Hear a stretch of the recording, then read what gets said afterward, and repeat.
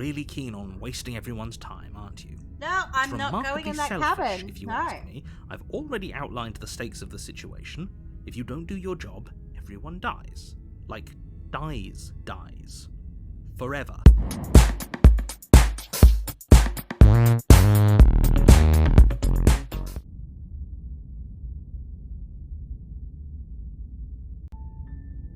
You're on a path in the woods, and at the end of that path is a cabin.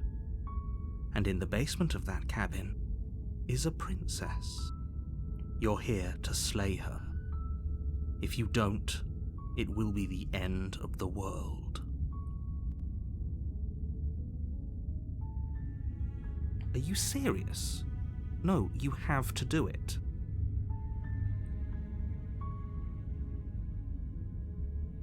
Unfortunately, you're the only one who can pull this off. I don't make the rules.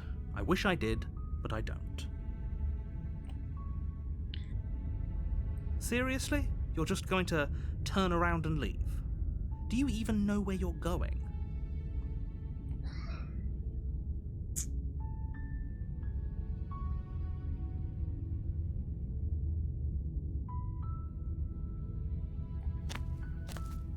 Fine. I suppose you just quietly continue down the path away from the cabin. Good. What we're being asked to do here is wrong.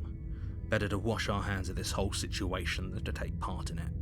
Ignore that annoying little voice. He doesn't know what he's talking about. That's strange.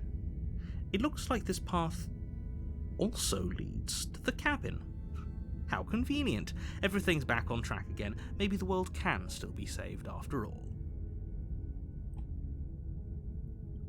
No.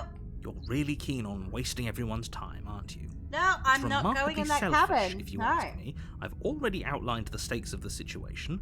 If you don't do your job, everyone dies. Like, dies. Forever.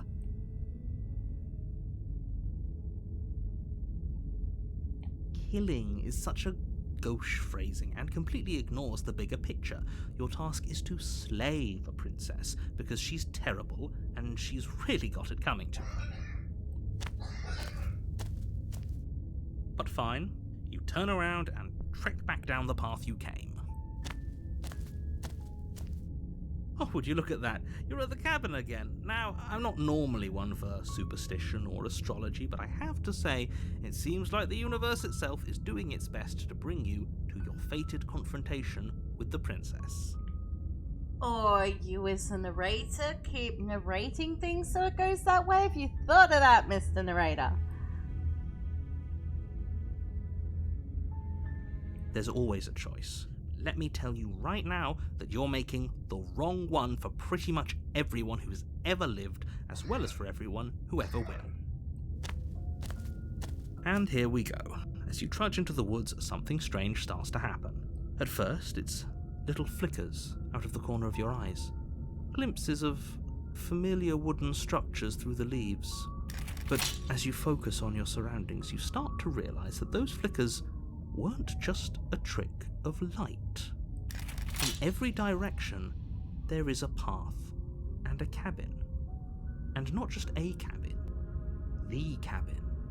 An infinite fractal of paths and cabins desperately trying to draw you back to where you need to be. Wait, what's going on? But you're too stubborn for that, aren't you?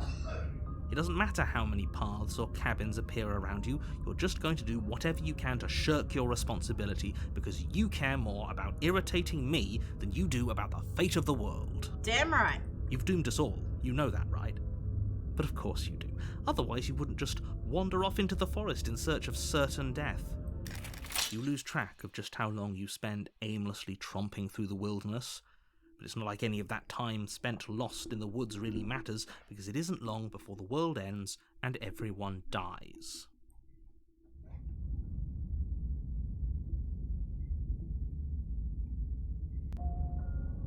You're on a path in the woods, and at the end of that path is a cabin.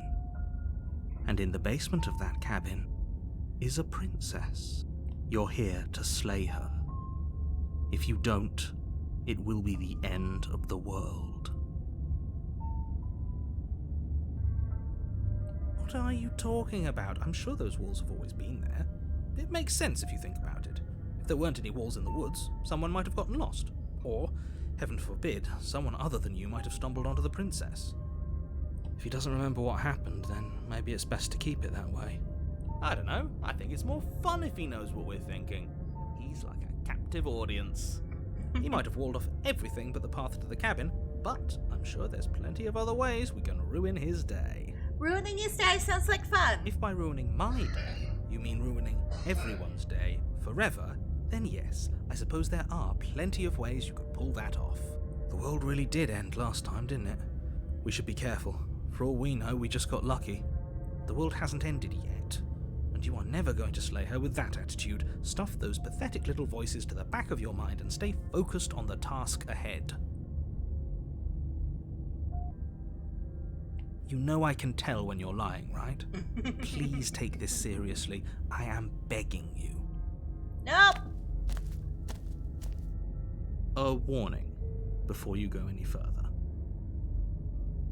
She will lie, she will cheat, and she will do everything in her power to stop you from slaying her. Don't believe a word she says. If we're stuck going in there, maybe we should believe her. Maybe she isn't a liar. Ignore him. He's just being difficult for the sake of it. Let's keep an open mind. You're not going to give me an option to turn around, are you? I guess I got to go in. The interior of the cabin is odd, the air smelling faintly of plastic, the wood of the walls fitting together at uncomfortable angles. The only furniture of note is a plain wooden table, its legs all the wrong lengths. Perched on that table is a pristine blade. But the mirror is there again. I want to see what this guy says this time. The blade is your implement. You'll need it if you want to do this right.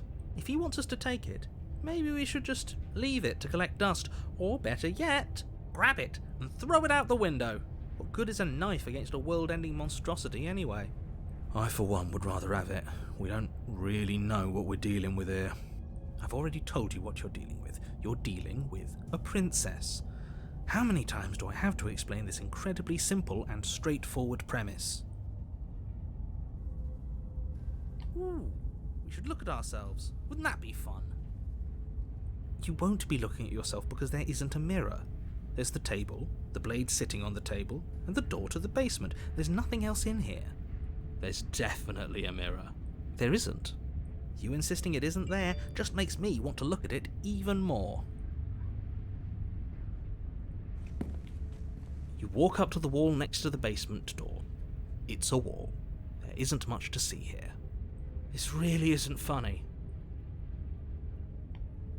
You reach forward and rub your hand against the cabin wall. I hope you know how ridiculous you look right now.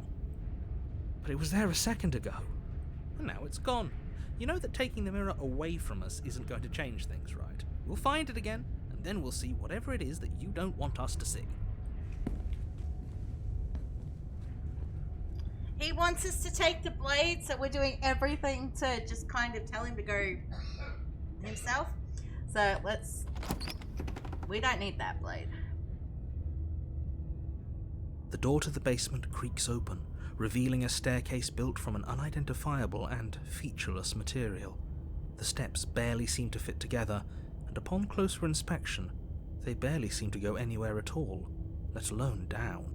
The air here has an almost artificial quality to it, the scent of plastic from the cabin mingling with a cocktail of chemical odours. If the princess really lives here, slaying her is probably doing her a favour. Her voice carries up the stairs, its multitonal lilt adding to the already uneasy atmosphere. Hi, though. Is someone there? This isn't what I expected her to sound like. What is she? Well, she's not a princess, that's for sure. She is a princess. Don't let your imagination run wild. That sounds nice. We don't remember the last time we had company. It takes you a moment to orient yourself before you're able to start moving forward. As you enter the next room, the form of the princess comes into view, her wrist bound to the far wall in heavy shackles. She locks eyes with you, one moving a little faster than the other, the loose skin of her face stretching into something resembling a smile. Holy shit. If we knew she'd be like this, maybe we would have taken the knife? Why are you just standing there? Are you scared of us?